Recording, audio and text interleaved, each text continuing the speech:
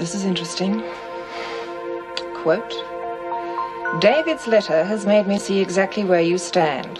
I'll be changing my will tomorrow to stop you getting 1 cent. And as of now, you can forget about the power of attorney. The laugh's really on me, isn't it? I was starting to feel guilty about pretending to feel something for you so I could have you on side to look after the business. I wish I'd known how much you were using me. We're as bad as each other. Tell you one thing, though. You don't make a very good one-night stand.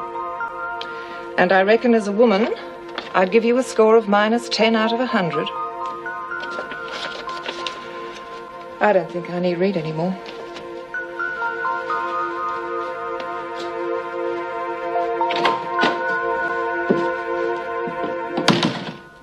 Hope you still like smoked salmon. I brought it in especially. It is delicious. I've always been fond of it. I think. Yeah, had to hide it from you. Ah, Barbara. Here to see the invalid? Yes? How are you getting along? Well, with Wayne's attention, and with the help of some very nice smoked salmon, I'm doing very nicely, thank you very much. Well, I'm very glad to hear it. I can now go off on my trip without worrying about you. You're going overseas? Well, I thought it about time I had another little jaunt, yes. All right to be some people. Gordon, where... Oh, Alison. Just in time to take me for yet another nap. Yes, it'll be a pleasure. Bye, Gordon. Bye, Barbara. I look forward to a postcard.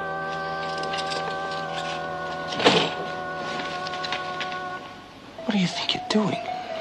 You can't leave. We were going to fight Alison together. I am going because of Gordon. I can't stay here and simply be a neighbor. It's too hard to take. Yeah. It's not going to be easy without you. Well, it's not going to be easy for me either, Wayne. I've written a letter and left it in the flat. And when Gordon's well enough, I'd like you to give it to him, please. I understand. It just tells the truth. And if you don't mind, I'd rather it came from me. You'll get it. You have my word.